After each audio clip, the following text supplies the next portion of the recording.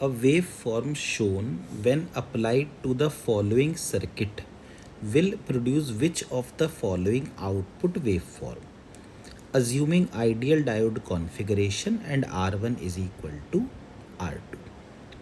तो हम यहाँ पर देख सकते हैं कि जो इनपुट वेवफॉर्म है वो कुछ इस तरह की है।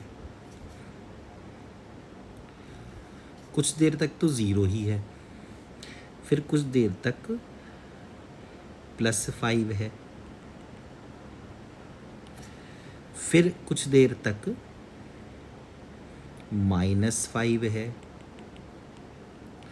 और फिर उसके बाद फिर कुछ देर तक +5 है। और जो सर्किट है वो कुछ इस तरह का है, जैसे यहाँ पर ये इनपुट लगाई जाएगी, ये एक रेजिस्टेंस है, इसको भी मैं R मान लेता हूँ। ये है डायोड, यहाँ पर ये एक दूसरा रेजिस्टेंस है, इसको भी R मान लेता हूँ। और जो हमें आउटपुट लेनी है वो इस दूसरे रेजिस्टेंस के अक्रॉस लेनी है।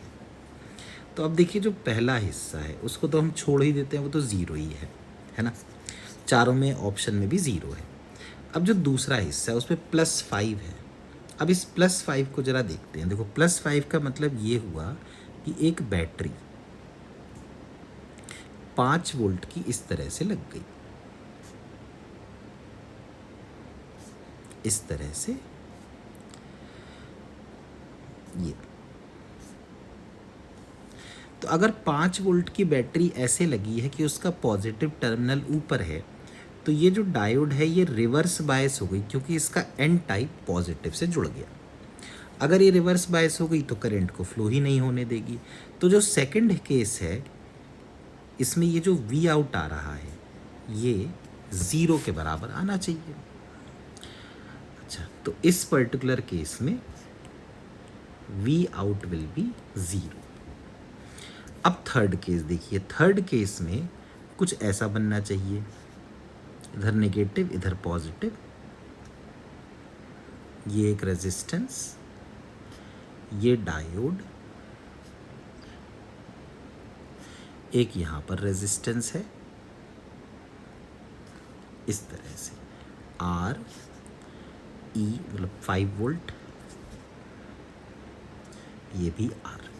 तो अब आप देखिए कि ये नेगेटिव जुड़ गया इस एन टाइप से, तो ये हो गई फॉरवर्ड बायस्ड।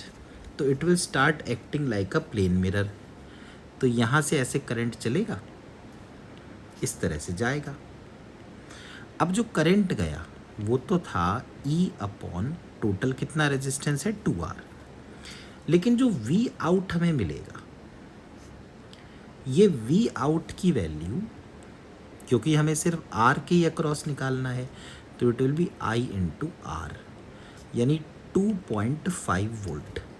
इसका मतलब ये जो केस है ये वाला, इस केस में हमें आउटपुट 2.5 वोल्ट मिलेगी, वो भी माइनस की।